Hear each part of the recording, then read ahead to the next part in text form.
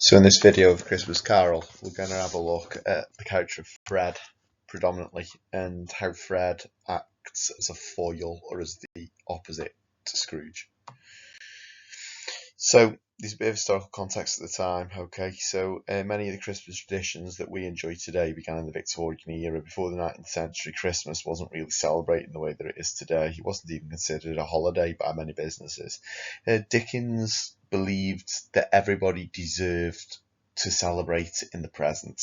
And he hated the idea that people were told that you had to live a mundane life in poverty, but you'll be rewarded in the afterlife. He thought that that was the poor being dehumanized. You know, the rich could celebrate, but the poor couldn't, and he didn't see the equality of that. So he wrote this text as a celebration of Christmas. The practice of sending Christmas cards began in the 19th century, as did like elaborate and luxurious gifts on Christmas Day. You see the Ghost of Christmas Present, who changes Scrooge's home to be full of abundance, as representing that. The Christmas feast has a bit of a longer history. The popularity of turkey is attributed to the Victorians. His focus on family and spending time with each other. You know, it's what the Cratchits do, really, in the 1800s. Christmas Carol was written during this time. It played a part in making those traditions popular.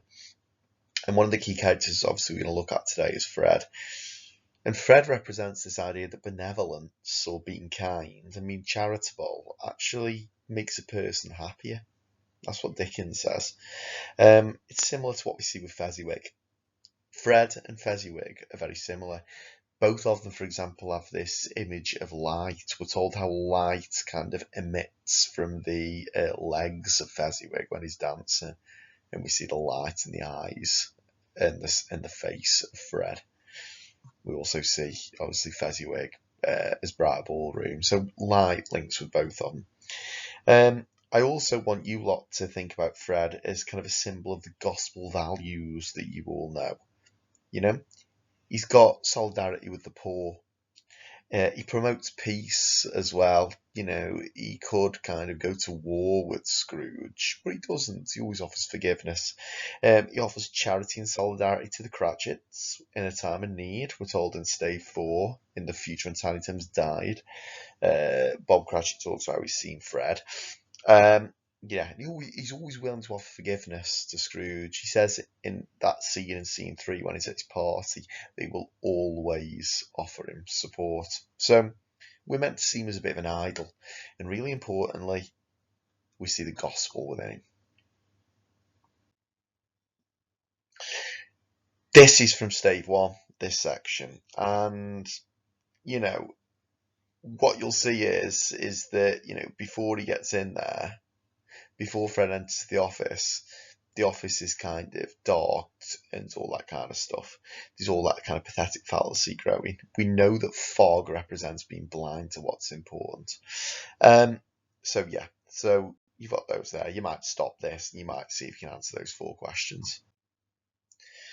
So structurally, the darkness in Stave 1 is broken by Fred. And I think that's important as a structural point. He is the one that brings light into this counting house. Now, you might think about the names, you know, if we think about the name Scrooge, it sounds severe. It's not a typical first name. It develops the idea that there's something humane missing from him. The fact that his first name is Ebenezer, that Ebenezer is missing, suggests that there's something missing. And Scrooge sounds quite harsh. If we think about the name Fred, it comes from the Germanic meaning powerful ruler. But I also want you to think about how it's also quite personable. Think about how it sounds or the phonetics of it. You know, it sounds friendly. It's written in the shortened form. So, you know, it's not Frederick. He's given the name Fred. And that implies a kind of a closeness, a humanity, a friendliness to him. You know, there's nothing overly formal about his name. And I think that's significant. So this character, who's got this little bit more informality, he breaks the darkness. Okay, we're going to think about Fred could be seen as the foil or the antithesis of Scrooge. Okay, in the revision session, we talked about the concept of allegory or symbolic nature. You know, he's a symbol for good or Christmas spirit. Okay, so I've started thinking Stave 1 here about Fred and Scrooge. So, all of these quotations are from Stave 1, but I'm just going to quickly go through the ones about Fred. So we're told that Fred was all in a glow and his eyes were sparkling. And I want you to think about how he's almost like an ethereal being. He's angelic. He's got inner goodness, but an outward positive impact on others. We know that light and fire are a key motif in this text. And, the idea of sparkling is kind of bright, kind of godly light and perfection. Sparkling eyes. We're told this idea that the eyes tell no lies, and light surrounds him. Again, this idea of him being a good person, a good Christian, somebody of value, worth, beauty is there. We also see it number 3 in the dialogue that he uses. He uses phrases like, "Don't be cross, uncle." Okay? He uses that familial noun, uncle. Now, Scrooge has ignored him for years. He's neglected him. But Fred still sees Scrooge as family. And Dickens thinks that family's everything. We've talked about that when we've looked at the Cratchits. But, Fred still calls him by that familial name, and it just shows the idea that he's all about kind of forgiveness. And we also see that he's persistent and enthusiastic. He's open to Scrooge and Cratchit, and he doesn't let Scrooge dampen it. Scrooge tells him that Christmas is ridiculous, and he says that he sees it as a good time, a kind and forgiving time. He lists how good he is. And note what I've put in purple there. Scrooge is awful to him in Stave 1, but he never retaliates. He never acts in an unforgiving way. And Dickens just presents Fred as a symbol of Christian Christmas spirit.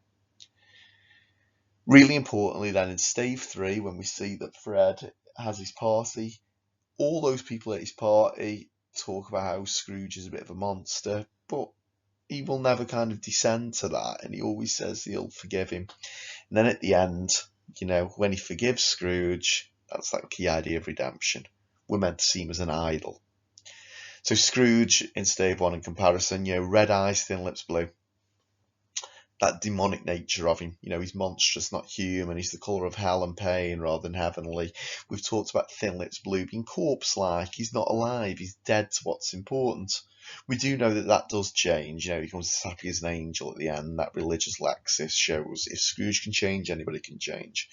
That motive of darkness around Scrooge. Okay, the counting house, the streets that he walks down, his home, everything's in darkness, and we know that becomes a metaphor for Scrooge himself. Okay, the idea of fog, being blind to what is important.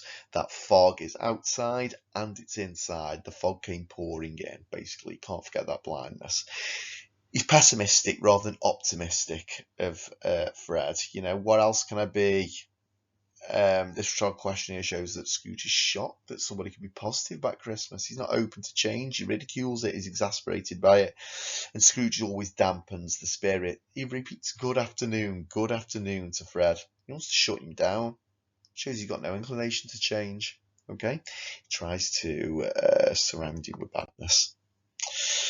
Scrooge's home, really important. Okay, we know a lot about his dismal little cell and how that represents his heart and stuff, but his home is the same, and I've listed some things there that you might have a look at. But there's a sense that there's a heavy door, he double locks it, he lives in rooms rather than a home. Scrooge barricades himself into a prison-like existence. Okay, so that's a task that you can do. And again, another quick thing that you want to think about is Marley's ghost. And some of the things about Marley's ghost are there. Mankind was my business. The air was filled with phantoms. Dickens' message that Marley is no way alone in 19th century England. Marley and Scrooge represent the worst of 19th century rich. Fred represents a vision of what life should be. And, Fred does accept that mankind is his business. He's living out that. Marley only learned it too late. Okay.